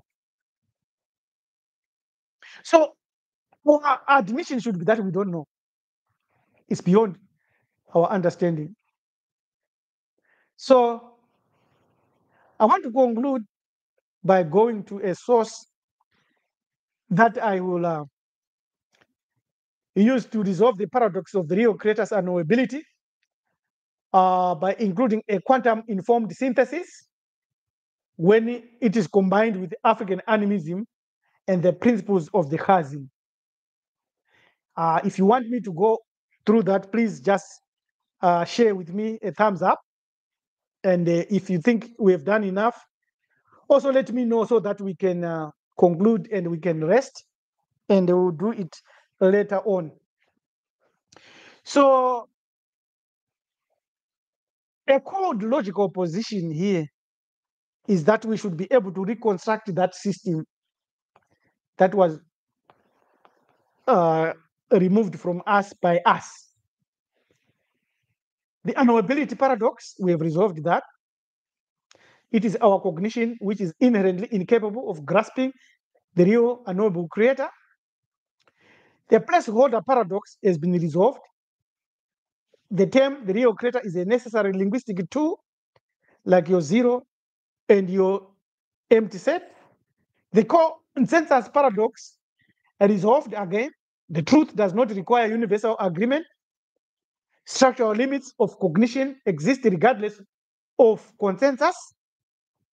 And even if we are two and we establish our system, we can help everybody. And then the self-implosion paradox, we resolved that. And then the paradox, when it is resolved, above all else, describes the unknowable real creator in such a way that anyone who claims to describe the real creator is not describing the real creator truly and knowledgeably because of the limits of language. But the system that they would describe will offer them power. So the Christian missionaries, though they were misguided, believing that their descriptions of their God equaled our deities, they were deceptive. Whether they self-deceived or they deceived us deliberately, we don't know. But as far as we are concerned, their spiritual operation is not something amazing. Whether it is the Illuminati, whether it is the Freemasons and their degrees, whether it is the Bohemian Groove ceremonies, the Club of Rome, the United Nations, the Olympians, their spiritual system and systems are not as powerful as ours. They know it. They know it. Either way, they are not describing, and they never describe the unknowable real creator. For centuries, thinkers have struggled with this paradox. We don't believe we have resolved them. We don't want to say that. So what shall we do then with all this? Because as human beings, and dominated by our flesh, and the current scenario in the whole world, our desire and the mental hunger is to have something like a walking stick which we can lean on, to have something we can embrace, a deity we can talk to, we can pray to, we can praise and worship. What can be done with this knowledge of the unknowable one? This is a challenge. Humanity craves certainty, yet the real creator offers none. The mind seeks an object of worship, yet the ultimate reality is beyond form, name, or comprehension. If we are to embrace the cold, merciless truth here, we must understand and accept the reality without any illusions. The first step is to intellectually and existentially become mature, to resist the urge to fabricate deities out of fear or longing or fall into societal conditioning. The unknowable cannot be worshipped. For worship presumes an object, a concept, a presence that can be addressed. The greatest freedom is to break this dependence, not to cling to idols of language, thought, but to stand in the clarity of not knowing. Therefore, you need the system. Do you need to pray? No. When it comes to the real unknowable, real creator, there is no describable supplication, prayer that you can invoke, or perform, or do, or utter. Maybe you only need deep contemplation in which you seek clarity within, not favor from a deity. Practical engagement with reality, acting fully with the world without a reliance on unseen forces, but with the knowing that all is within, and then using the system as your sight glasses to identify where you can hit, what you can poke, what you can take. The reference of existence itself, not through worship, but through profound recognition of being and of the system, will give you that power. Not nihilism, which is the highest form of existential engagement, but we know that we do not need to bow to anything, but we need to stand in you of that hunger and that desire. Not submission to anything, not converting to anything. The human mind craves meaning, yes. If we can no longer find it in worship, we must create it through action, through knowledge, through pursuit. Instead of seeking a deity's will, we define our own highest purpose. If the real creator is unknowable, then our task is not to worship, but to elevate ourselves. Wonderful. I love this. I love this. I can speak about this every day. Seek wisdom, not revelation. Pursue understanding, not blind faith. Honor the mystery, but do not fabricate answers. Love the system, but do not depend on it alone. It is a tool. Let the real creator be the horizon, not the clutch. A dog wags its tail for its master because it knows him. But we are not dogs. Our master is beyond knowing. Instead of acting like lost children, we must walk forward with dignity. The real creator is the ultimate horizon, something we can never reach, yet which drives us forward and forward, greater and greater, with much understanding, self transcendence, and intellectual honesty. This is the answer we need. We do not need to worry about what the arrogant Christian missionaries misunderstood. That's none of our business. Our business is to revive that system within us, that mystic system within us, so that we do not answer, we do not do nothing to the unknowable, we do not refine ourselves in its presence, but we are found strange and worthy to stand. The paradox has been solved. The answer has been given. There are those who come with mistakes, who say, if the real creator is truly beyond all categories, then even calling it unknowable assigns it a property, contradicting the claim of total infallibility. We've answered all the paradoxes. It is us who are to know. It is the system that we need, because the world is run by systems. Let's look at a little bit at quantum integration. We look at Heisenberg's uncertainty principle. Heisenberg's principle states that certain properties, positions, and momentum cannot be simultaneously known. This is not a flaw in measurement, but a fundamental limit of reality itself. So we need a system that is not fundamentally limited. Therefore, the system that can take you to the horizon that you cannot reach will be one that is unlimited. Just as in quantum mechanics, imposition of intrinsic limits on knowledge, e.g., wave-particle duality, human cognition faces structural intermediates, indeterminants in grasping the real creator. The real creator exists beyond the threshold of conceptual measurement, akin to quantum states that evade precise definition. In our African animism and metaphysics, the waters of union symbolize the primordial abyss. The waves that our ancestors, the chevron that our ancestors put on Great Zimbabwe, go and look at Great Zimbabwe wars today or any other ancient war, you find that wave.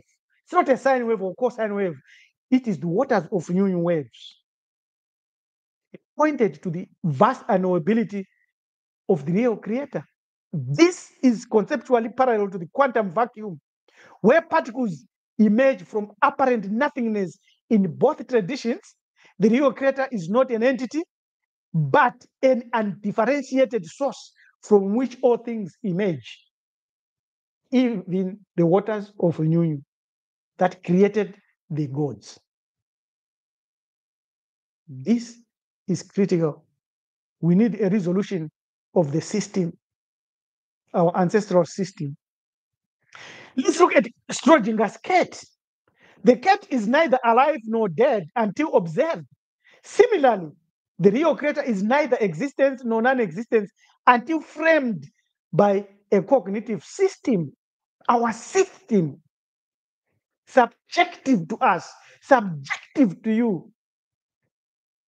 Not a deity created by Ra, not a deity created by the Pale Arabs, not a deity created by the Hindus, but your system. Then it needs a quantum vacuum.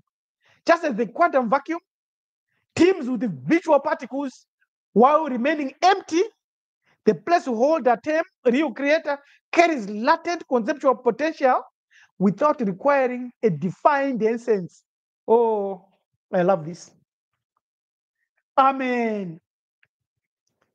In African mystery system, many traditions, the concept of spirit does not refer to a fixed entity, but to an ongoing dynamic process, much like quantum wave function that collapses into existence. This aligns with placeholder names, real creator, or sacred places. Hmm. Hmm. All you need is to solve the problem, to resolve the issues. And let me conclude quickly here. A lot of stuff. Let me conclude. I'll send it. I'll share it another day. Let me go to the conclusion. So consciousness is what we need, which clothes and which clothes all your understanding now. The gift of unknowing where we spend our lives chasing answers, but what if the greatest freedom lies in releasing that chase? The real creator is the question that unshackles us from guilt, from dogma, from the burden of being right. You should walk gently in that vastness of knowing. We need that.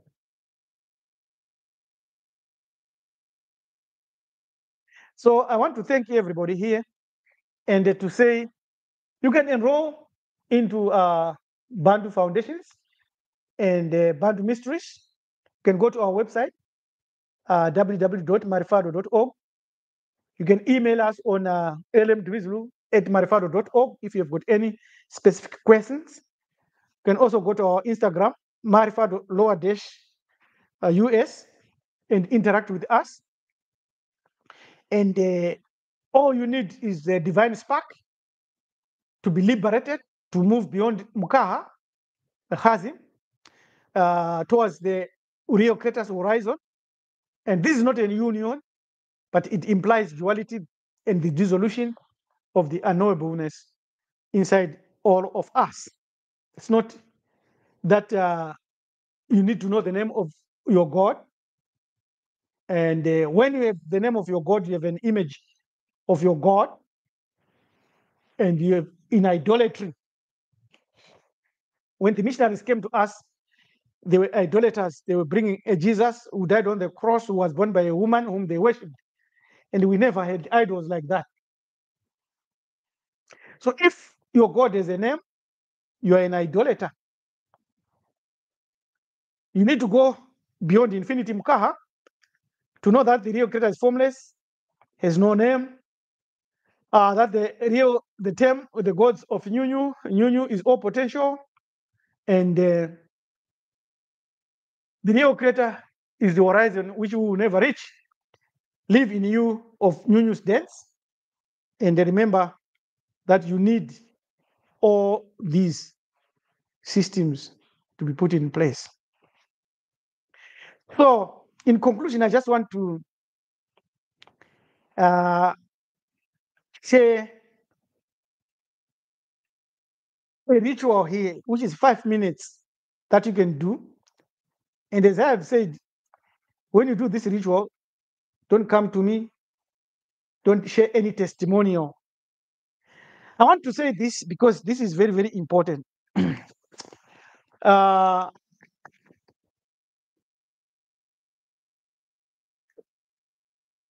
if I share a primordial ritual,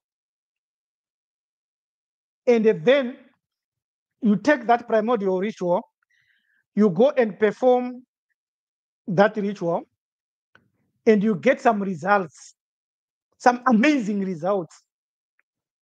And then if you publicize those results, you are weakening that ritual for you.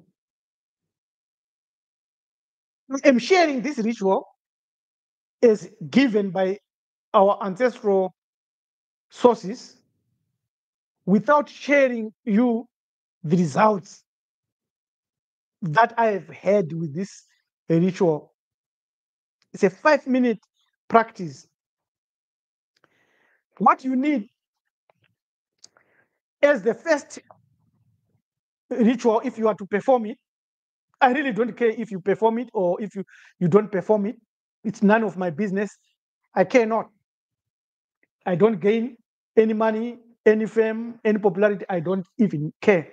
I know one of my mentor, Bobby Hemmett, shared a lot of rituals. That was his right. And the results and the expectations. I'm not that type. I'll just give you the ritual. I've got hundreds and hundreds of them. But for today, I might give you 2 or 3, and it's up to you.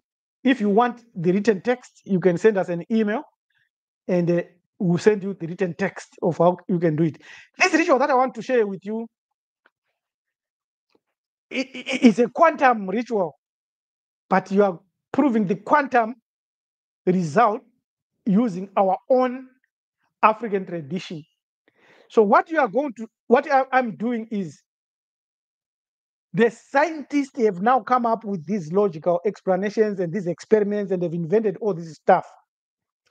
But our ancestors knew that. So it's like the missionaries came and they taught us about the gods, which we had taught them anyway, thousands of years ago. And then they met us and came to us and they misunderstood us. But what they understood was that take the system away and we defeat these people. They did that and they defeated us. So essentially, if we adopt the system, then we defeat them. It's simple. It's so simple.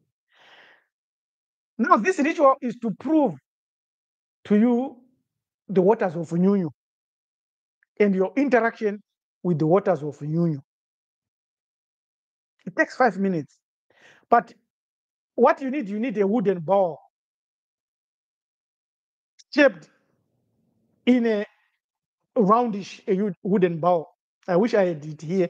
I've got a wooden bowl here, but you know the wooden bowl, a wooden bowl which can sit on its own, which is a pyramid, right? A cone. You know the one I'm talking about. If you send us an email, we'll share the image of that wooden bowl. Then you need spring water. And this spring water, you must not have passed through a plastic container like this. Maybe a glass or directly gathered by you, a spring water. This spring water must be such that it will be able to cover over half of your wooden bowl plate. And then you need a stone pebble, nice polished round one, which you find in the along the beach or along the river, which is smooth. The reason is that it had received a lot of vibrations, a lot of movement, and has been shaped now. So the waters of Nyunyu has shaped it to become round and smooth. And then a quiet place. You need a very quiet place where you are not disturbed, where there's no electrical lighting, no Wi-Fi. Maybe a candle would do well. A black candle would do well. And a mat where you can sit and make sure you don't cause a fire.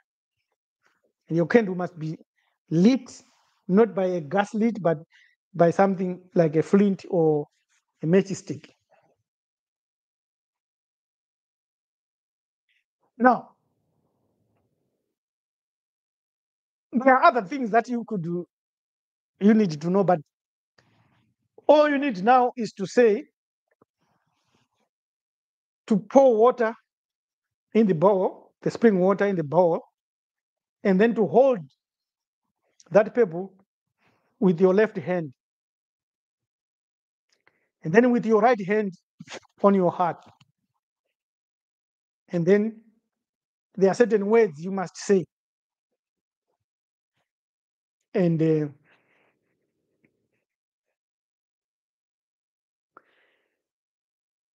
you drop that pebble into the water. But as you drop it in the water, you are removing fear, you are removing hope, or if you have got a question, or if you have a desire, that's what you are putting into the womb, the waters of Nyunyu womb. And then you watch the pebbles, and you watch the ripples. And the water remains unchanged. But the pebble has caused the waves.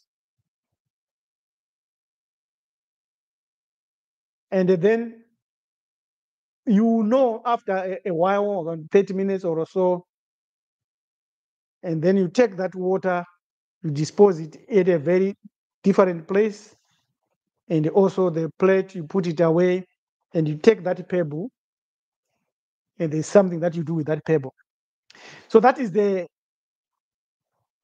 connecting you to the concept of infinite potential, as well as proving the waters of Nyunyu. There's more stuff there. A pebble is a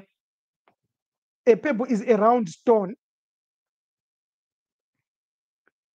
nicely shaped, little round stone, nicely shaped, and a wooden plate or bowl, that can contain water. That's one ritual, the waters of Nyunyu. And then there's something that you do with the pebble that is very, very important and critical. So I want to thank everybody, and I'm signing off now. If you are interested in many of these rituals, send us an email or join at joinmarifado.org or join@marifado.com or lmdumizulu@marifado.com, and we'll respond. lmdumizulu@marifado.org, and we'll respond and help each other. I want to sign off by saying here there are hundreds and hundreds of rituals and many things that we can share. But for now, I think what we have shared today is enough. I want to thank everyone and to say the unknowable real creator is our reality. That the Christian missionaries misunderstood our deities, misunderstood our concept of God. And when they misunderstood that, it was fortunate, it was exciting, because we still can recover that, our totems, and also we'll be able to move forward and restore our systems, because it is only our systems that will give us advantages. So before I sign off, I would like to thank everybody who is here. I might not be able to call upon all your name, but if you have got any question that you think it is pertinent, I might ask you to send that question, and I will answer your question, or you can send us your question to the email that I have shared. You can go to our website and get our email from there and send us the question. So I forgot to say that the candle, the black candle that you said that I asked you to light, it represents the divine spark, your divine spark. That's why we say it's a black candle. It represents the divine spark, and the waters of Nyunyu and the pebble are the forces that build up, that will build up the frequencies and vibrations that shape that stone. And as you throw it in there, you're doing something. And when you do this ritual, please, there's no necessity or need for you to publicize it. If you publicize it, the less power goes to you. It's a principle of magic. It's a principle that our ancestors taught, but forgot, because they taught the Greeks, and that's how we lost our power. I see no questions here, and since there are no questions, please stay cool, stay well. Till we meet again, your manager to be pleased by LM to says thank you for being with us. We'll meet again in the short future, and we will win. There is a lot of stuff happening which will cause us to win, and our time is coming. And you should rest assured that the answer aligns with the belief, that the answers you get aligns with the beliefs that you have, and we should be ready to have to understand pre-mortem preparations whilst we are alive. We must be able to recognize the divine spark and to say, I am the holy and the one and the only one who can save my soul. And to be ready to question the gods that you meet if you pass on, and not just be taken for a ride, because your divine spark is the gold of the ancestral realm as well as the divine realm. And as I've given an example of a dog, a two-dimensional being, we must be practicing pre-mortem preparations now, and prompting our own desires so that we can be able to win when we pass on into the next life. And if by any chance you come back on this planet, it must be you who decided that, no, I want to go back. You must not be forced and say you have a mission to finish. No, refuse. Yeah. So our email is lmdumizulu@marifado.org. lmdumizulu@marifado.org. That's my email. L for love, M for money, D for don't, U for unity, M for money, I for inside, Z for Z, U for unity, L for love, U for unity again, LM to Mizulu, @marifado.org. @marifado.org. And please specify exactly what you want us to do or to share. And we have another ceremony for Divine Spark Awakening, in which you have to understand that as long as you are alive now, you must have the ability to separate the divine spark from the soul, and the soul from the body. Although this is a very complex metaphysical practice, you must understand that this divine spark carries the soul, is the car, moya mweya, and is the gold that is sought after by a lot of other nefarious forces. Fortunately, they cannot take away violently from you. Once they do that, they distort it. They want you to give them nicely. So they deceive and talk to you nicely, convert you, and they pour some emotions in you, and you give them. All right? And it doesn't matter whether you are dull or smart, as long as you are the one giving them, that's it, gone. They can't pull it from you, but they have to deceive you. So they realize that they might not take it from you. They might try to force you go back to the earth to finish a mission. So this is what we are teaching: pre-mortem preparation while you are alive.